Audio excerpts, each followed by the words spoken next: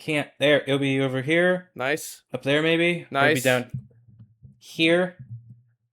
Or maybe here. Maybe a little here. It's post-production. Just a tiny bit there. Yeah, we don't figure that out now. We figure that out later.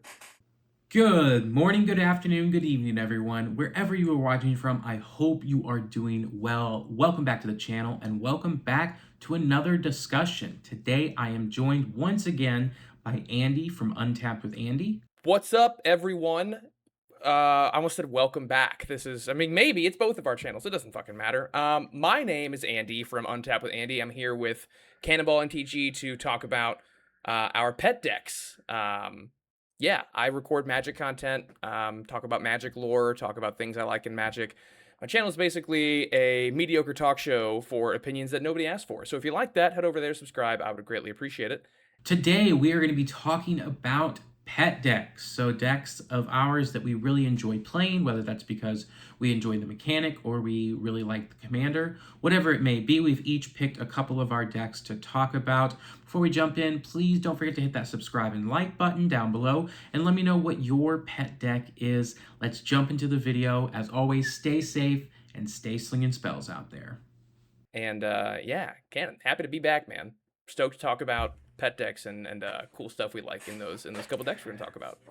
Heck yes. Thank you for coming back. Last time was a blast, so I'm excited to talk about things we actually know this time, and may have a better ability to talk about. But yeah, so like you said, we were doing our two pet decks, so our favorite decks or decks we really like to play, you know, whether that's because we really like the commander, we really like the mechanics, really like the play style, whatever it may be. We've decided to pick two, and we're going to talk about that. So I'm assuming it's going to be some of like introducing the deck, the card, talking about important cards. I've identified just some cards that kind of make the deck go for mine. So nice. I'm gonna let you go first because I didn't do that. So good for you. Do you want me to go? You want me to go first then? Sure, go ahead, and I'll just head over to this handy dandy Scryfall. I do have my Mox field pulled up. I kind of just figured I'd pick a few and be like, I like this one. I also have my decks right over there, so I don't know. I only set them here because I was like, I will forget about them the moment I start talking if I do not have the visual reminders. Well, that was smart. You're a smart person, and I'm not as much. So, all right, go ahead. I try. What do you like? What are we talking about today? The first deck, to the surprise of no one who knows me, is Pantlaza Sunfavored. Love me some Lava Pants. Nice. Dinosaur Discovered deck. It started out as a precon from Lost Caverns of Ixalan. I got it a few months after I started playing Magic. It's one of the only, if not the only, dinosaur-focused precon there's been. Yeah. Ixalan I got really the main dinosaur sport, right? So that would be right. Yeah, I got the commander out of, I think I got out of one of my subscription boxes. They sent it to me or something, and I was like, ooh, who is this?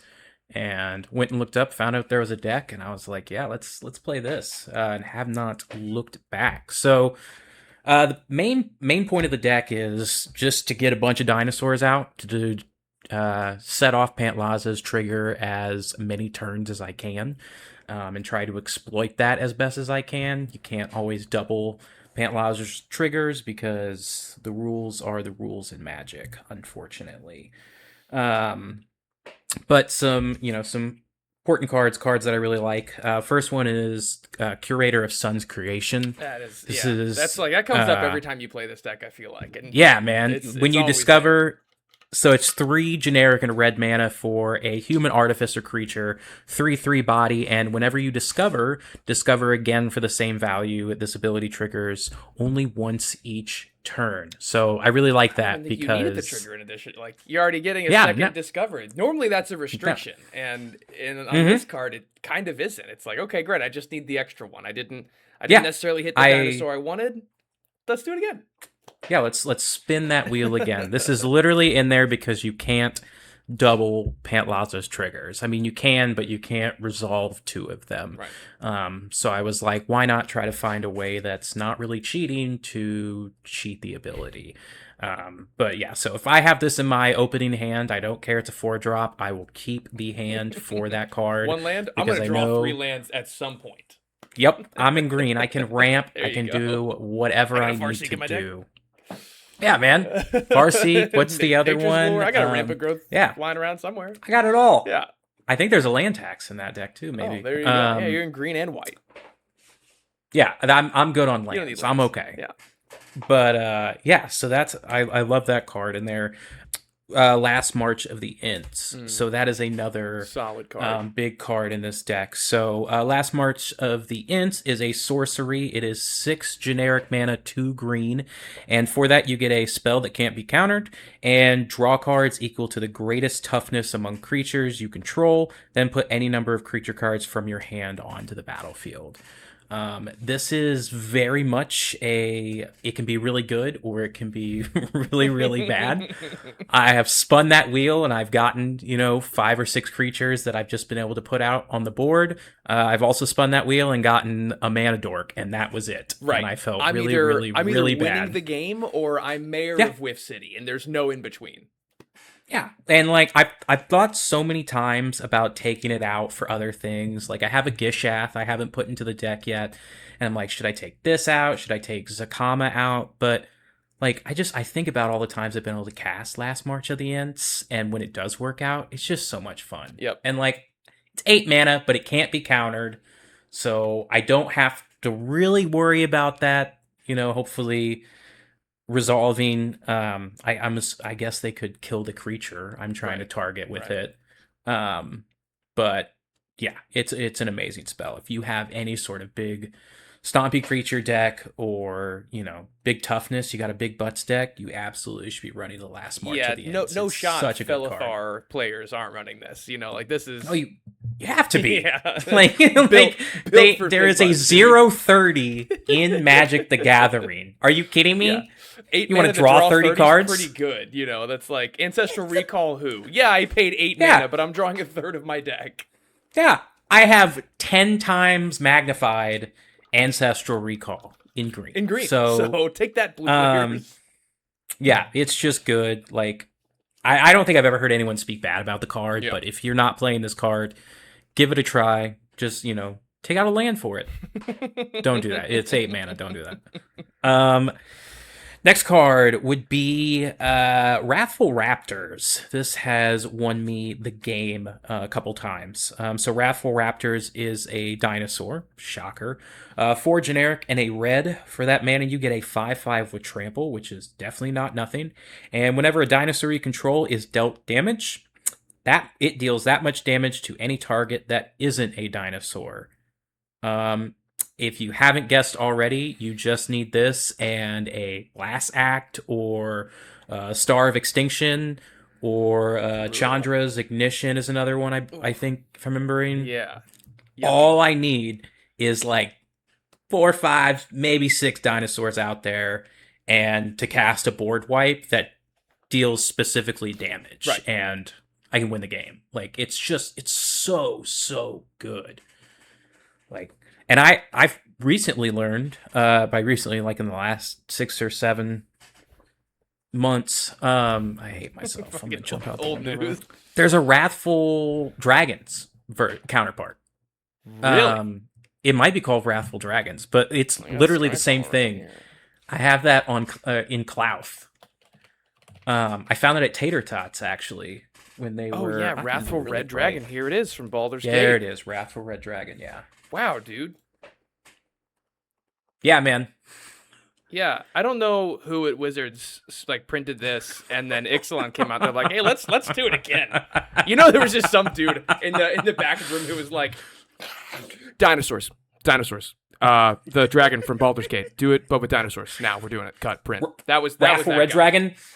Wrathful Raptors. Got it. Book it. Done. 5/5 with trample. Oh, they fired him immediately. Yeah, I mean, it comes in the precon, so I'm sure anyone and everyone who plays Pantlaza is running it, but it is the one time that I am happy to see a board wipe come up in my hand, or I'm just sitting there laughing as someone is trying to board wipe And I'm like, go ahead. I'm basically holding guns to everyone's head if you try to do any damage. Blow up all the creatures. I'm gonna do so much more damage than you are. Yeah. And I love blocking too. I'm like, Right. go ahead, swing all your creatures at me. I'm gonna send it all right back at you. I haven't. It's it's specific to dinosaurs, so I haven't found a way to put that card in anything else. But it's a ton of fun. Yeah, it has won me a couple games, so absolutely exploit it if you can. All right, last couple cards. Poetic Ingenuity. Just a card I wanted to talk about because it's not in the pre-con, and I didn't know about it for a long time. So Poetic Ingenuity is 2 and a red for an enchantment. Reads, whenever one or more dinosaurs you control attack, create that many treasure tokens. I have never seen Whenever this you card. cast an artifact spell, create a 3/1 dinosaur creature token. This ability triggers only once each turn. Sorry for the loud exhaust outside. Yeah, I can't remember how I think maybe it's just scrolling Scryfall or looking at other people's deck lists or something, but I saw that and I was like, well, I don't really care about the artifact part, Right. but I will be attacking with a lot of dinosaurs. Yeah, for 2 and a red is crazy. That's very good. Yeah, and it's from Lost Caverns, so it's in the same set. It's just not in the pre-con. I don't understand that move, I guess, other than not wanting to make it overly powerful. That was I don't know. before we were doing all this power creep stuff in precons. That was before. Well, I Yeah, guess that's true. it's so weird to say that because I feel like we're kind of this is not what we're talking about. But just as I said it, like way back when we had like deflecting swat and fierce guardianship in precons, and then precons like sucked, and like now they cost $100, but now they're reprinting like land tax, and they're reprinting what was the other one? I got a Moonshaker Calvary. Yeah, in one of Moonshaker. mine. Yeah, dude. So yeah, for this card to not be in the precon, I would agree seems strange. But super cool ad, and again, 3 mana to you swing with. That's your whole game. Is you want to get dinosaurs out for cheap or free, and then turn them sideways, and then when you do, this card just makes you mana. That's awesome. Yeah, that I can use to cast more dinosaurs, and also like. Yeah, if I gotta cast a mana rock when this thing's out late game, oh darn, I just got myself another 3/1 dinosaur that I can do something with. Yeah.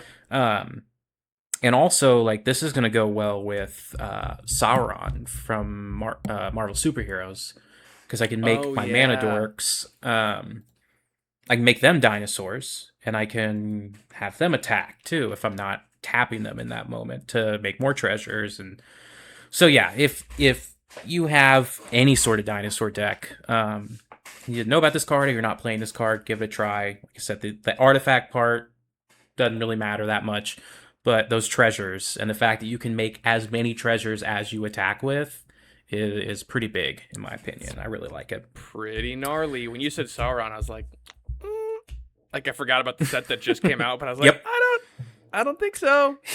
Yeah, Sauron doesn't have anything to do with dinosaurs, pal. He's actually before dinosaurs. And then last card, this is going to be the surprise to no one who has the pre-con or has played the deck. It's Chroma's Will. I don't really need to say much about it. It's just this is how I win games. Yep. I have thought about maybe trying Moonshaker in this deck, just because I have one from. I can see it. I mean, it gives the all your Boros dinosaurs pre-con. flying, and that deck is great at making mana and ramping, so I could see that. It's just like another win more card, I guess. But I guess I could also just do what's the green one? Craterhoof. Craterhoof. Craterhoof. Yeah. I could just run Craterhoof. But yeah, so Chroma's Will, I mean, it gives, if you're unfamiliar, it is an instant for 3 generic and a white. Not a lot of cheap spells I'm highlighting here. Sorry about that. 3 generic and a white for an instant, with choose 1 if you control a commander as you cast this spell. You may choose both. Huge. Creatures you control gain flying, vigilance, and double strike until end of turn. Creatures you control gain lifelink, indestructible, and protections from all colors until end of turn. Basically, what that says is, if I control my commander, I'm going to try to win the game. Yeah, counter this now, or I will win. there's, like I said, not much to say about it other than it is the game ender in the deck. It is what I'm looking for. Once I've gotten my dinosaurs out, I'm like, okay, how can I draw as many cards as I need to get to an Achroma's Will? I have added some tutors to it now to try to make it a little more consistent, kind of up the power level more. So, just a way to get to things a little faster, so I'm not having to, like, oh, I have to dump my whole hand to make sure I win here because I don't have X, Y, and Z cards, when I could just, Worldly Tutor or something like that and go get what I need. So yeah, that's Pantlaza. It's fun. It's a deck that I probably won't ever tear down. Yeah. I do like playing in the pod when you play that deck. Like, it's actually a fun deck to see pop off. Like, I love it, man. It's just like, I don't know. And then I feel like there's a nice balance of non-dinosaurs and dinosaurs. So, like, each game I can do a little bit different each time. So, like, I don't always get a Curator of Sun's Creation or have my Wrathful Raptors out. Sometimes, I got to go with the Galta and Mavrin option, or I need to go with Circle of Dreams. There you go. Yeah. So, like, some games I get a lot of creatures out that are small or low mana small creatures, and I just get to add a bunch of mana to cast a bunch of stuff. So it's a lot of fun. Enjoy the deck. It is definitely the pet deck for me. Yeah, it is. It is really cool to watch it pop off. For those who don't know, in our pod, there's a kind of a joke about people who just like playing free shit. One player in particular really likes free shit, and, like, I guess who doesn't? They make a good argument when they say that. But Pantlaza, in my opinion, is free to, like, a little bit more of a reasonable ceiling. You know what I mean? Where, like, A, you can whiff, and B, it's like, the worst case scenario, it is the strongest dinosaur in your deck. And that's not great for other players to deal with, but, like, compare it to, like, a Joda. Joda's got access to 2 more colors, and it can be any legendary permanent. So, yeah, exactly. Like, I kind of know what's going to happen with Pantlaza, and, like, if I can't stop it, it's like, all right, well, hopefully I'm not, like, super dead. With something like a Joda or another free spells deck, it's like, I don't know that I can stop this, and I might be dead. It's a little less certain. So yeah, it's the game plan. Get dinos on the board, turn dinos sideways, let everyone else figure out what happens next. The way our good Lord and Savior Richard Garfield intended is big thing go right. Hi, Randall. Oh, he's chilling back there. I didn't realize he was there. Yeah, he's chilling. I also have a ton of moving boxes back there, which is awesome, and an empty bookshelf. Yeah. I'm moving, so my house looks like trash right now. But anyway, I'll get my deck out. Speaking of trash, Andrew's deck. Anikthea, Hand of Erebos. Also a precon, and my first deck, my introduction into Commander. I mean, we've been playing for just over 2 years now, I think, roughly. I think I was like February of 24 is last I checked. And I was May of 24. Yeah, so we've been playing for about 2 years, just over. And I went to a card shop with one of the other guys in our pod, February 24, and we were talking about getting back into Magic, and I had some experience playing Standard growing up, and he's like, hey, we should play Commander. My brother's also trying to get me to play Commander, and so I was looking at the precons, and I picked up Anikthea, Hand of Erebos, and I picked up, who's the mole from March of the Machine? Gimbal. I picked up Gimbal. Oh, the Gremlin? Yeah, dude. And I looked at AJ, is our buddy's name. I looked at AJ. I was like, hey, these both look cool. What do they do? Because I had, basically no experience of Magic. And he told me, and he's like, this one gets stuff out of your graveyard, make some zombies, and this one just makes a bunch of different tokens. I'm like, they both sound kind of cool. And so I just ended up going with Anikthea, and the rest is history. So Anikthea, for those who are unfamiliar, she is 2 and white, black, green. So she is in Abzan colors. She is a legendary enchantment creature demigod. 4/4 with menace. Other enchantment creatures you control have menace. Whenever she ETBs or attacks, I can exile up to 1 target non-aura enchantment card from my graveyard, and then I create a token as a copy of it, except it's a 3/3 black zombie in addition to its other types. So it's exiled from the graveyard, so if it dies, it just dies, and it's gone forever. Does not go back to the graveyard. But otherwise, Yeah, I mean, it is a very, I don't want to say classic, but it kind of is. Very classic Reanimator deck. Mm-hmm. I don't run a lot of self-mill in this one. I run more surveil effects, or Mm-hmm. I think I have a couple of like self-mill, but it's mostly surveil and entomb effects, like find creatures or find whatever, put Mm-hmm. them into your graveyard, etc. You have a Um, ripples in there, I do have don't a you? ripples, yes. And then I do run Mind Rack Harpy, which is 3 into black. At the beginning of combat, everyone mills 3. Mm-hmm. Um, Oh yeah, that yeah. card. And actually, the last time I played it, I think you were in the game, and it hurt everyone. Like, it didn't really help me a lot. Didn't really do what it needed to do for Anikthea, but it did mill out a bunch of really good cards for everyone else. Yeah, it doesn't like the way I view that card. It doesn't need to help you. It just needs to hurt everyone else. Like, All right, so I will also talk about a couple cards. But yeah, just kind of like the goal of this deck is to. It's funny because I've actually been asked about this, like on socials or on like Moxfield lists before, or just talking in different Discord servers. People are like, "Hey, how does the deck win?" And it really just wins by outvaluing my opponents a lot sooner than they can build up value on their own boards. mm-hmm. Like just having so many Enchantress Presence like triggers where I cast one enchantment spell and I draw 4 cards. I'm like, okay, I'll spend 3 mana, cantrip myself for 3 essentially because I trade the cast of the card. So I'm up 3 cards by casting 1 spell. I'm able to dig through my deck, find out exactly what I need to be in my hand, and then at the end of turn, I don't play like Reliquary Tower or effects like that. So if I've drawn 15 cards just by casting 5 spells, well, now I'm going to go put 8 in the graveyard, and if I make it to my turn, I'm going to get the best thing out of my graveyard with Anikthea's effect. Yeah, absolutely. And you have like ghostly prison effects in there too, because you right? I have Sphere Or of do you Safety. Yeah. Sphere of so, Safety. Yeah, that one I like because it's specific to enchantments. So it's Yeah, that's the one I was thinking of. Yeah. yeah, they The got other to one pay is X, where X is the total mana value of non-creature enchantments I control. I thought it was. I think it's the total number of enchantments you control is is what it? they have to pay. Okay. Either way, Yeah, it's a it's lot. pretty bad. It's pretty. Yeah, it's pretty not great when it's out. All right. I actually have 6 cards, but one's kind of a really like go ahead. cheap one that a lot of I don't think people know about. This one's from Ether Drift, one of my favorite sets of last year. Everyone hated it. I liked it a lot. It's called Broodheart Engine. It is for a black and a green. It is an artifact. At the beginning of your upkeep, surveil 1.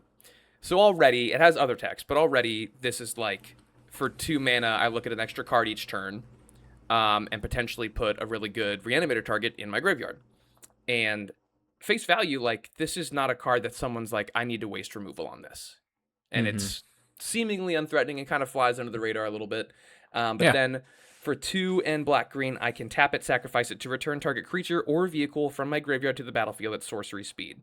So get this out on turn 2, get the surveil engine going, and then as early as turn 3 or 4, I can potentially get a good target back before I even get Anikthea out. So I like that. No, I think there's a lot of value in playing cards that people are gonna feel bad about having to use removal on if they do so. Like I have Vintwix, or how do you pronounce that commander, from Ether Drift, the little blue guy. Yeah, the verbose hosts or whatever. Yeah, and that deck is literally as many 1-drop birds as I could possibly cram into it, because no one is gonna want to use their path or destroy spell or anything like that turn 3 of the game on a 1/1 1-mana bird. Like, they're gonna feel bad. Yeah, they know it's gonna help keep me in check because it doesn't increase my speed, but you're gonna feel bad to do it. So I think there's a lot of value to that, because then if they do remove it, you're like, cool, let me jam something else really quick, since you don't have that removal or that counter spell or whatever it is. Absolutely. I got your Beast Within out of your hand. Now I'm gonna put something else down that you probably should have held on to it for. So hard agree there. All right, this one is another. I'll try to ramp up to like what I think is the best card in the deck. Grim Guardian. This is a fun one. I think he's from Theros. 2 and a black, enchantment creature zombie. He's a 1/4. He's got a thick ass as a zombie knight here. Big butt. Yeah, he has Constellation. Whenever Grim Guardian or another enchantment ETBs, each opponent loses 1 life.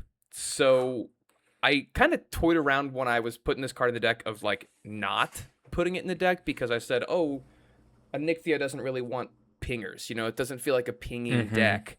But like, again, back to kind of calling back to the cantrip portion of the deck. Each time I cast something, I'm looking at potentially another card or two, whether it be surveilling or drawing, whatever. And creatures included, I'm looking at probably over 30% of the deck being enchantment creatures or enchantment types. So, I mean, I've had games where this pings people for 5 to 10 damage just while it's out because no one can interact with it. You don't have Merkle in that deck, do you? I don't. I've thought about putting him in there, but like I don't run. I might build this up into more of like a bracket 4. For those watching, if you guys aren't like familiar with how we play, it's typically like bracket 3 is our sweet spot. Canada and I play some CEDH, but mostly our pod is like almost exclusively bracket 2, bracket 3. I'm trying to get him to do bracket 4. Yes. More. Oh my God, please just be okay with stronger decks. Anyway, keep that shit in. I wanted to hear it. No, so Merkle has to do with having less life, right? Lower life than. So, well, he has indestructible if you have less than half of your starting. Okay. You have half your starting life total or less, but his big value is if creatures die, they come back as enchantments. Oh. So like that's why I've always wanted to make him work as a commander, because it immediately combos with Devoted Druid, because you untap it a bunch until it dies, and then it comes back as an enchantment, and those -1/-1 counters don't matter for an enchantment. So suddenly you have infinite green mana.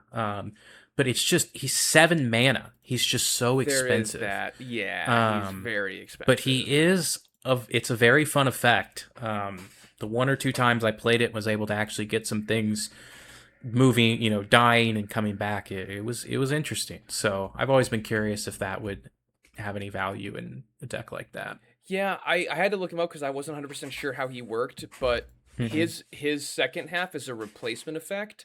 So instead of something hitting the graveyard, and I guess it's on death, but it does say non-token, so Anikthea makes them into zombie tokens, so it could work, but I think it has too much of a risk of being kind of like a non-bow for Anikthea. Yeah, for sure. Damn, if he didn't say non-token, that would be an auto-include.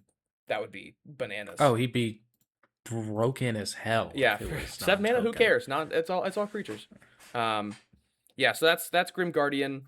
Another one I like a lot is Familiar Ground. This is kind of a funny one. It's 2 and a green. It's an enchantment. Surprise, surprise. Each creature you control cannot be blocked by more than 1 creature. You may be wondering, wow, Andy, Anikthea gives your enchantment creatures menace. Why, yes, she does. So with Familiar Ground with Anikthea on the board and a big wide board of enchantment creatures basically says, you can't block me. Because of how the layering effects work in Magic, Anikthea gives them all menace. Menace says they can't be blocked unless they have its 2 or more creatures are assigned as blockers. Familiar Ground says you can't do that. So with that replacement and layering effect, it basically says my creatures are unblockable. And it has won me at least 1 game since I've put it in the deck. It is very good. Yeah, I mean, like, I get it may be more of just like a win more card, but that is very much like a card that's like I'm gonna lock myself down to win here. Like I'm gonna make sure there's absolutely nothing you can do. Yeah, I don't like that. Yeah, it's pretty stupid. The fact that it works the way I want it to is very stupid. But I'm not gonna be mad about it. I like it. All right, I have a couple more. These will be relatively quick. It's funny I said I don't play a lot of self-mill. I forgot I do run this one card. It is Summon Titan from the Final Fantasy set. For 3 and green, it is an enchantment creature saga giant with reach and trample, and it's a 7/7. So the first one for 5 mana is mill 5 cards. Not great, but it's at least, if it lands, it's a 7/7 reach trample body that puts 5 more cards in the bin. Not bad. Second one is return all land cards from your graveyard to the battlefield tapped. I'm not going to be upset at that. And the third one is until end of turn, another target creature you control gains trample and gets +X/+X, where X is the number of lands you control. That's not bad. It's not. In a perfect world, this is giving me 1 creature that is close to +5 to +10, and trample. And the beautiful part, a lot of people play Anikthea as a Saga deck. The beautiful part about Anikthea, if I cast this and it closes its Saga and goes to the graveyard, Anikthea swings and brings it back as a 3/3. So then it re-triggers. Yes. It's so silly. Just love. We're just talking about cheating. You just love cheating. We're trying to find ways where we can cheat in the game of Magic without actually cheating. All right, some Titan's good. Like the card a lot. And then two quick more cards here. This is an interesting one from Duskborn. Victor Valgavoth's Seneschal. For 1 white and a black. 3/3, and whenever an enchantment you control enters, whenever you fully unlock a room, I don't give a shit about rooms in this context. So whenever enchantment ETBs, surveil 2 if it's the first time. That's great. I get to look at 2 cards. If it's the second time, each opponent discards a card. That's some very minor, but still disruption. And then if it's the third time, put a creature card from a graveyard onto the battlefield under your control. That's something. Yeah, for 3 mana, I can very easily trigger that turn 4 at least twice. So yeah, it's great. It's card advantage, it's disruption, and it's reanimator targets, and not even from my graveyard. Like if I want to save my Anikthea targets for Anithea's ability, because then it makes them enchantment creatures. Like if I have a creature in there that's not inherently an enchantment creature, I can use Victor and choose someone else's graveyard if they have got a big scary thing that got milled over or blown up already. Yeah, like, oh, hey, you're really fun creature with a bunch of keywords, or your mana dork or something just hit, and I'm like, I need that. Exactly. So I'm gonna take that. Yeah, if your Crater Hoof gets countered, I just need to cast 3 enchantment spells and it's mine, and I'm gonna go try and win now. Yeah, that's again, it's a card that's like, is it gonna do a lot all the time? No, but like when it does, you're gonna be fucking thankful it's in the deck. Yeah, dude. And then the last one, this is a card that I think everyone who plays Abzan is familiar with. This is my win card. This is Eerie Ultimatum. So for 3 black, 2 white, and 2 green at sorcery speed, face value just terrible. Awful. Return any number of permanent cards with different names from your graveyard to the battlefield. There was a game that I played where someone milled me for half my library, and I had this in hand, and they were tapped out and passed to me. And I was like, yeah, man, mill it up. You got it. Absolutely. And I cast Eerie Ultimatum, and the whole board was like, yeah, he's going to get like 40 things back. Like he's not going to win, right? And I was like, yeah, I'm trying to win right now. They're like, cool, we scooped. Like, we're not getting through this. Yeah, so. that's... I've never played... I don't think I've ever played Eerie Ultimatum. I can't, because I don't think I had a copy when I had Miracle for the 2 games I played it. And I just don't have an Absinthe deck, but it just sounds so fun. I'm like, to get this thing off would be a blast, especially in a deck like that. Like, oh, it's late game and I've milled myself a bunch. Yep. Let me just go ahead and get everything back. Yeah. Or someone said, hey, someone's playing a mill deck and they milled me for 20 or whatever. Yeah. I have who would 7 be playing mana mill? I wonder who. I have 7 mana on turn 6 or 7.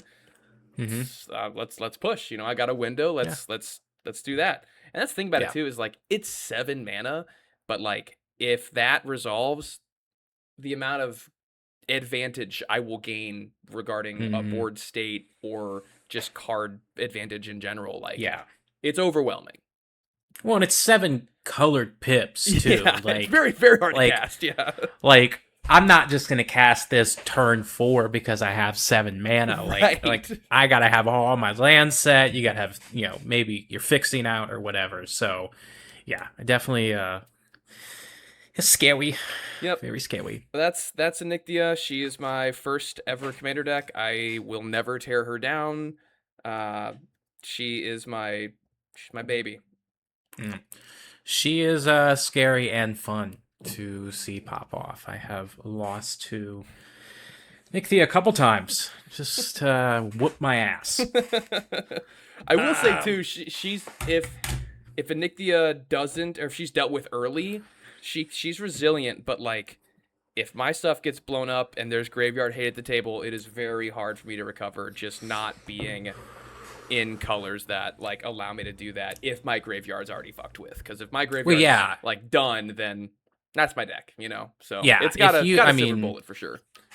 if if there's a soulless jailer or something out there, and Anikthea has been countered, like suddenly, she's 8 mana or whatever, and it's like, wow, I have no graveyard. My commander costs $1 billion. What am I to do now? Like, I'll just watch the pass. game. Yeah. Land go. So yeah, it doesn't matter how much ramp you have. If someone is shutting off the main mechanic of your deck, you are in a world of hurt. It'd be tough. All right, what do you got next? All right, second deck. People may not all be happy with this deck. This is a mono black combo deck. I was trying to think earlier. I was like, I really don't know what the archetype is. It's just sacrifice and combos. It is Drivnod, Carnage, Dominus. Drivnod is 3 generic and 2 black pips. He is an 8/3 legendary creature, Phyrexian Horror, with if a creature dying... Oh yeah, dude. Huge dick. That doesn't make any sense. 8/3. All right, sorry. Go on. I didn't know that. That's such a strange power toughness combo for this creature that is focused like it's so weird. That doesn't make any sense. Weird. All right, yeah, go on. What other busted shit does this guy anyway, yeah, so 8/3 with if a creature dying causes a triggered ability of a permanent you control to trigger, that ability triggers an additional time, and then it has for 2 Phyrexian mana, so either 4 life or no. Yeah, 4 life or 4 black mana. No. 2 black mana. Yeah. How do 2 mana, 4 life. For Phyrexian mana, 4 life or 2 blacks, you can exile 3 creatures from your graveyard, and Drivnod gains indestructible. You put an indestructible counter on him. Not until end of turn, not, counter. Next turn. That makes sense. That makes sense. It is on him. I originally bought this guy for my Imatech deck, and then never really found a home for him. Like, he kind of helped in that deck, but it wasn't that great. He just sat in my binder, and it was when we were at, I think it was Friendsgiving. Oh, yeah. Or weekend. It was Friendsgiving or weekend at AJ's. I was like, maybe I should play this guy. And then very quickly turned it into a bracket 4 nonsense deck. That's pretty insane. So, yeah, the deck is, it's really just trying to get Drivnod out as early as I can with having some sort of sack outlet and creatures on board. It's mono black, so all of the rituals and shenanigans. So some of the cards I have. First one, nothing too crazy, is Grim Haruspex. Terrible pronouncing that. It is a 3/2 creature for 2 generic and a black mana. It's a human wizard with morph for a black. So morph is you may cast this card face down as a 2/2 creature for 3 generic, turn it face up at any time for its morph cost, which is just 1 black pip. But the part I care about is whenever another non-token creature you control dies, draw a card. So basically, Drivnod says draw 2 cards off of that. So, I have my if I have a Gravecaller out, every time I sack that, I'm getting 2 cards off of it. Anytime I think there's my Ornithopter's in there, so that's a 0 drop. That gets me 2 cards. There's other cards in there that are like, when this creature dies, make a treasure token or draw a card. And so those trigger, and then Grim Haruspex triggers as well. And so all of those are doubled. So like if I have the, I can't remember what the card name is, but it says when it dies, it creates a treasure token, and it's like a 1 or a 2 drop. Oh yeah. So if I have that out, I have Grim Haruspex and Drivnod out, and a way to kill it or sack it. Suddenly, I've got 2 treasure tokens and 2 cards for sacking 1 creature. Yeah, the creature that makes you treasures on death, that's a ramp spell in your deck. Yeah, because that is. I am trying to see positive. that in my. I'm trying to see that in my opening hand. Like, I want that out as fast as I can. There's another one that is the same effect, but it's for drawing a card. Again, low mana, low to the ground creatures that are essentially, free card draw or free mana for me in that deck. This helps me churn through the deck a lot. Just a very simple, good creature. All right, going along in the same vein is Dark Prophecy. It's the same type of effect. It's an enchantment for 3 black pips. You get whenever a creature you control dies, you draw a card and you lose 1 life. Dark Prophecy. Yeah, so I know this card. Whenever you draw a card and lose 1 life. Wow. It can be a little dicey on the life loss, especially if I'm trying to go through a combo. I have to make sure that I have something else out. Nuke yourself trying to yeah, get I through have the deck. to. I either have to be burning everyone much faster, or I have to then be offsetting the life loss with something else. But those 2 cards are very similar, same effects almost, but one's on a creature, one's on an enchantment. So there's a lot of redundancy with that in this deck, because I know people are going to try to take them out. And if I absolutely have to, I'm going to sack the Grim Haruspex to something, and then I still have the effect on an enchantment, and I don't, completely lose out on that. Right. Next card is going to be a surprise to absolutely no one. It's Warren Soul Trader. There you go. You did mention Gravecrawler, so that's fair. Warren Soul Trader is a key combo piece in anything and everything. If you're not familiar with Warren Soul Trader, 2 generic and a black mana, you get a 3/3 zombie goblin wizard. Very nice that it's got all them different keywords, or different creature types. And it has pay 1 life, sack another creature, create a treasure token. You don't have to tap him. You don't have to do anything. You pay 1 life, and you sack the creature. 3 mana online immediately. Dude, people can say what they want to say about like combos or whatever, and don't get me wrong, I don't think if you like playing higher power, I don't think every deck that you play should have a combo in it or be a combo deck. But I see the value in it because you're saying, hey, this deck is a little bit spicier, it's a little bit stronger. This is a win con. It is not the win con. Like, I'm not just trying to tutor for my combo pieces and play competitive against a bracket 3, bracket 4 table. But if I draw into this and I see a window, I'm going to push because this is one of the things the deck wants to do, and it is a win con. And I think people should be a little bit more cool about those things happening, so long as that rule 0 conversation happened and you said, hey, there's a combo in this deck. Is everyone okay with that? You know what I mean? Oh, so yeah. I'm very upfront with the deck that it is like, I call it my Drivy Drake CEDH. It's not really CEDH, but it has a lot of very powerful cards. One I'll talk about here, after the next one. But I let people know, it's a powerful deck. I have a lot of rituals. I have tutors. I have combos in there. Yep. But the way I see it, like, that's kind of what the commander is telling you to do anyway. Yeah, like it's I am just making it happen. I'm just making it happen faster. Right. Like, I could slow the deck down and make it a bracket 2, bracket 3. I'm still going to do the same things. It's just going to be a lot slower. Yeah, I'll just combo on turn 9 instead of turn 6. Yeah, I am just trying to speed it up and make it faster. But yeah, I feel like we're, for the most part, we're all pretty good about being honest and open with what our deck is going to do. Absolutely. Next card. I have Sephiroth. One-winged hell yeah, brother. angel. But I have to pull the card up because I have this Japanese printing that I cannot read. You can't read Japanese? All right, so Sephiroth, Fabled Soldier. I think I said one-winged soldier. I think you said it right for the back of the card. You said one-winged angel, and that is the back of the card. So, I mean, technically still right. Hey, man, look at that. Don't ever think you're wrong. Just keep going straight forward. You know what's hilarious? Be a man. Each time I pull up this window, I just realize it's on the screen that is recording my camera. So that just blocked my face several times.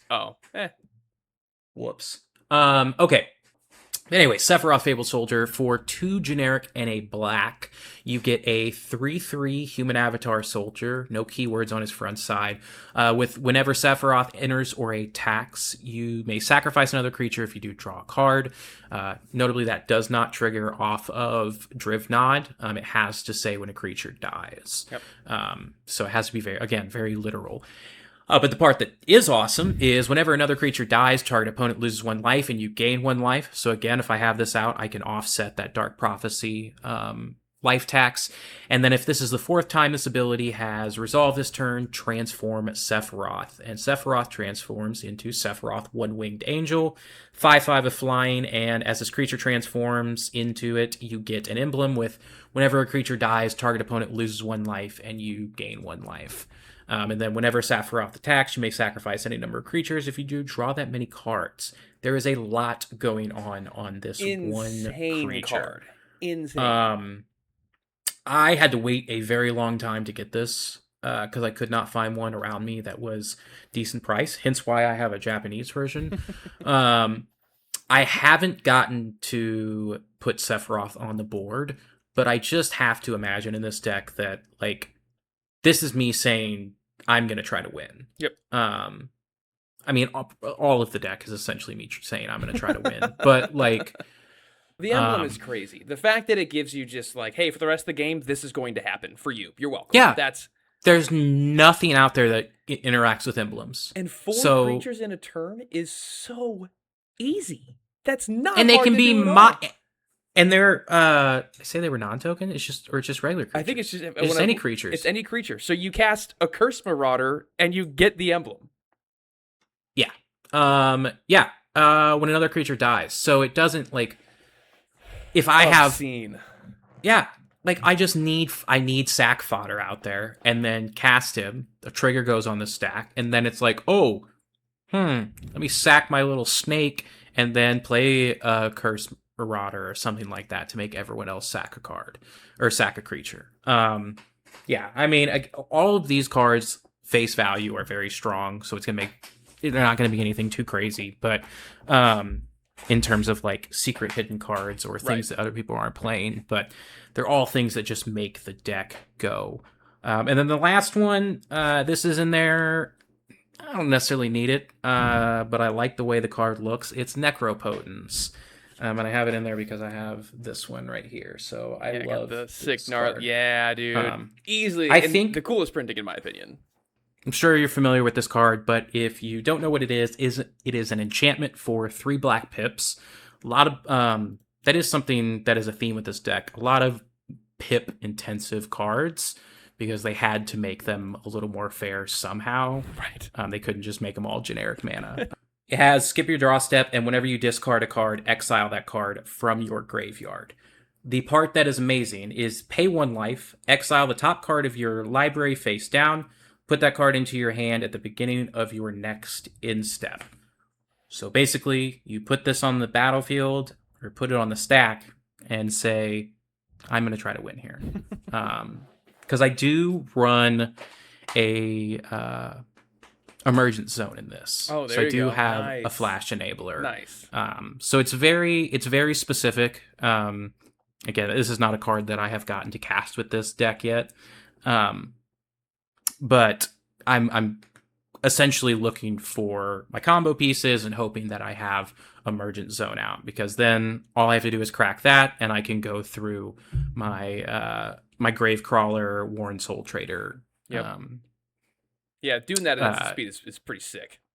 Yeah, and it's just, what I love is, like with any other activated abilities, that you can just go over the top with. Yep. It's like, okay, I'm just going to keep sacking this creature, or I'm just going to keep doing this. Like, you can try to get rid of something, but, I'm just going to keep doing it anyway. Right. I love those types of activations. But, yeah, it's black. It's a mono black combo deck. It is what it is. I'm just trying to sack a bunch of creatures and make everyone else die. There's a common theme here with these cards that are inherently pretty strong, where it's like, hey, when I play this, I'm trying to win. Hey, man. I don't know. Maybe that's a coincidence. I don't know. I feel like if I just get Drivnod out on the board, that's me saying I'm gonna try. Hey, if I untap, you're done. You're screwed. I don't know what to tell you. Oh man. Yeah. All right. So my second and final deck I want to discuss today is Slimefoot and Squee.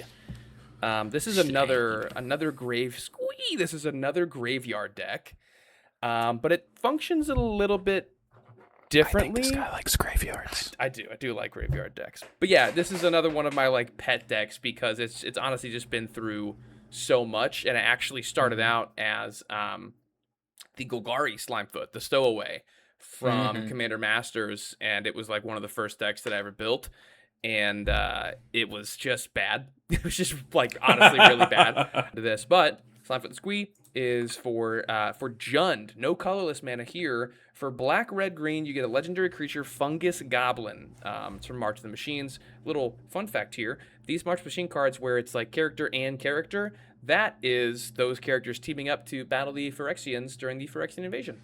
Anyway, whenever Slimefoot and Squee enters the battlefield or attacks, create a 1/1 green sapperling creature token. And then for 1 and Jund, so 1 black, red, green, sacrifice a sapperling. No tap activation, just do that. Return Slimefoot and Squee and up to 1 other target creature from your graveyard to the battlefield at sorcery speed. But yeah, it's another reanimator deck. So trying to get Slimefoot and Squee on the battlefield as fast as possible, make that 1 sapperling, and then either through sack outlets or through having someone kill it because they don't want to take more commander damage or whatever, try to get Slimefoot and Squee into the graveyard, and then from there just find big nasty creatures to put in my graveyard, and instead of paying their full 6 to 10 mana cost, I pay 4 and get my Slimefoot, an extra sapperling, and that creature back from the graveyard. Just so much value. Yeah, and I think that's really like where I see myself gravitating toward when it comes to commander decks. Is like, yeah, I want the, like I built like Firelord Azula, right? Like obviously she's fucking busted on her card. Like that's a very broken ability that she has. Outside of that, I try to look more for like, oh, this commander just kind of gives me value in the command zone. Like, yeah, it does something cool, and I can build a synergistic deck around it. But just getting value out of the command zone, I think, is kind of where I gravitate toward. All right. Anyway, Feldon's Cane. This is a 1 mana, 1 colorless mana artifact. I got this from a deep in a Reddit thread. That's where I found it. I'd never heard of it before, but I was talking about a little bit more graveyard protection, and being in Jund, there's no counter magic. I can run some redirect spells, but then again, we're going back to the conversation of, do I take out slots that are integral to what my deck is trying to do just to be more reactive, or just say, hey, this isn't the game I'm trying to win. You know what I mean? Anyway, Feldon's Cane for 1 mana, it's an artifact. You can tap it to reshuffle your library, or reshuffle your graveyard into your library and exile Feldon's Cane. That's great.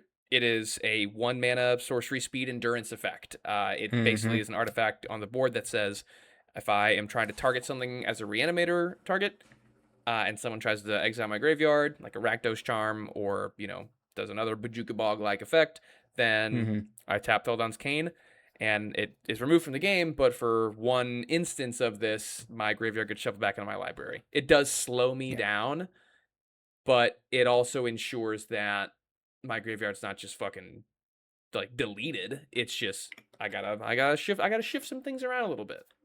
Well, and also, like, the first time I saw that card, I bought like a bulk thing of cards from like a thrift store or something, and there was a Feldor Cane or whatever in there, and I was like, "Oh my god, what is this?" Who would play but this? like Me. Especially in like if you had this, in a little bit higher power of a deck too. Like you have this, get something in your graveyard that you want, you can't get. You put the Feldon Cane out, you get everything back in your library, and then you just tutor for the cards you need. So and that can be as low as 1 mana. So for 2 whole mana there, you've gotten your item back from the graveyard and then, been able to tutor for it. So yeah, that's a very interesting card. You're the only person I see play it. It's helpful redundancy. It's that ability to, okay, my endurance got countered. Yeah, there is or that. whatever, or I had to cast it earlier because I needed something back. I think that redundancy is super nice. Well, that's a great segue with my example. Razaketh the Foul-Blooded. This is an 8 mana legendary creature demon for 5 and 3 black pips in a deck that does not care about black pips. He's an 8/8 flying trampling demon. Pay 2 life, don't tap him or anything, because that would just make too much sense. Pay 2 life, sacrifice another creature, search your library for a card, and put that card into your hand, then shuffle.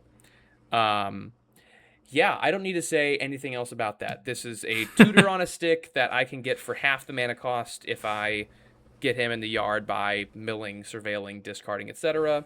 And I have a Sapperling, which is not fucking hard to do in this deck. So it's insane. And at his worst, he's an 8/8 flying trampler, which is a pretty great, like, worst spot to be in.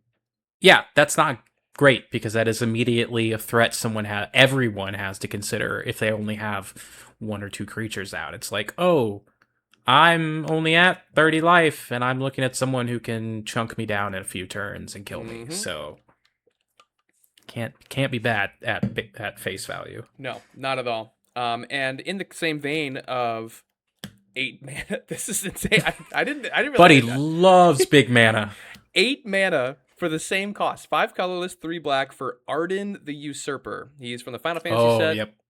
From Final Fantasy 15, great game. So he is a 4/4 legendary creature, elder, human, noble, and demons you control have menace, lifelink, and haste. Then he has Star Scourge. At the beginning of combat on your turn, exile up to 1 target creature card from a graveyard. If you exile the card this way, create a token copy of it, except it's a 5/5 black demon. This is awesome for a number of reasons. Again, at its worst, I get a 5/5 menace lifelinker with haste. Not as good as an 8/8 flying trample, but with a deck that kind of does do a little bit of life shenanigans, that 5 lifelink might actually matter. So But haste too. Yeah, haste is crazy because I can swing him immediately. Yeah, like if you're running a deck that has attack triggers, or if I'm playing against like an Ishin player or something and they're just focused on attack triggers, I'm going to take anything from your graveyard, anything at all, and I'm going to get that trigger immediately on a 5/5 menace lifelink body. And don't get me wrong, it is good that they made him 8 mana because that effect is stupid. Anything cheaper would be like, look, 8 is a lot, 7's a lot less than 8. So at the 7 mark, that would feel a little bit more doable. The fun part about this one is like, I can exile something from any graveyard, so I can have him be my reanimator target for 4 mana, get him out, then go to combat, and I still have, let's say I still have like a Razaketh in my graveyard. I get both back for 4 mana. So Arden's typically like one of my first like buried alive targets. I don't run Entomb in this deck because it's a little lower power than Anikthea. But this is probably like my first. I have before, when we played a game, I think you were in the pod, I have skipped playing a land on turn 1 to put this in my graveyard, drawing my 8th card and discarding the hand size because I had a way to get it out early. All right. Last couple ones. This one's very not unique. There's a smarter way to say that, and I just couldn't. It is called Life from the Loam. It is a 1 and a green sorcery. Return up to 3 target land cards from your graveyard to your hand, and it has Dredge 3. The beginning effect, okay, in this deck, because I do run a lot more mill than I do in Anikthea, so if I do mill over some lands, fine. For one of the green, I can put 3 target lands back in my graveyard. The more important part of that is casting it for its actual effect as opposed to milling it over. It gets it in the graveyard because Dredge 3 says if you would draw a card, instead you may mill 3 cards. If you do, return this card from your graveyard to your hand. So it's a repeatable cast, which is a great effect to have. And then it being in the yard, I can mill 3 faster or fill up my graveyard a little bit faster, and it just benefits Slimefoot and Squee. It does a lot of work in this deck. Okay, last 2 cards for Slimefoot and Squee.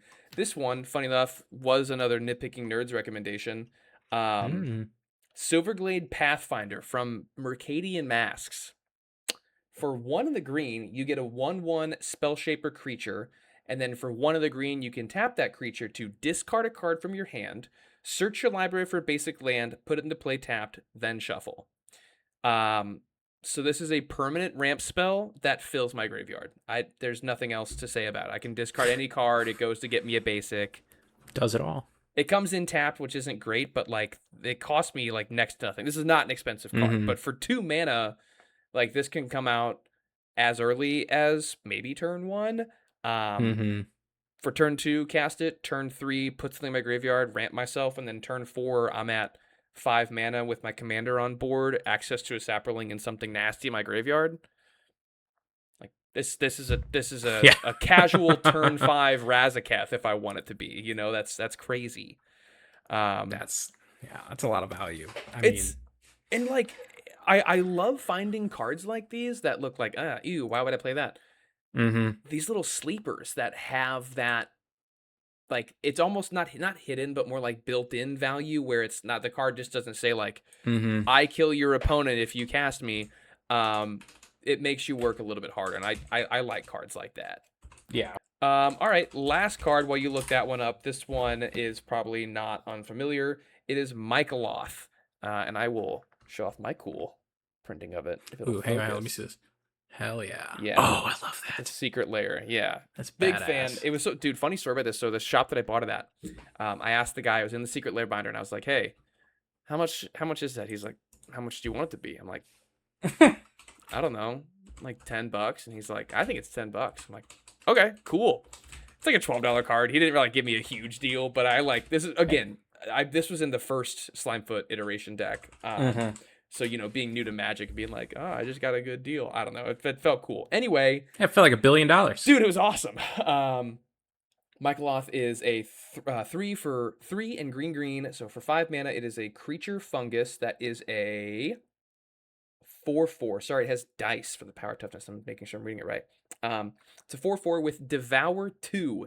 At the beginning of your upkeep, create a 1/1 green sapperling creature token for each +1/+1 counter on Michaeloth. So it doesn't have the reminder text. I'm going to go off the dome here. Devour is whenever you cast that card as it enters the battlefield, you can sacrifice any number of creatures, and it enters with that many 1/1 counters on it for each creature sacrificed that way. So if it had Devour 3, each creature it devoured would give me that many 1/1 counters. So with it being Devour 2, if I sacrifice 2 or 3 things, and this makes it back to my turn, I'll make an additional like 6 sapperlings. So very cool card. Slimefoot wants a little bit more kind of like continuous creation of sapperlings, so I can keep doing the reanimator effect.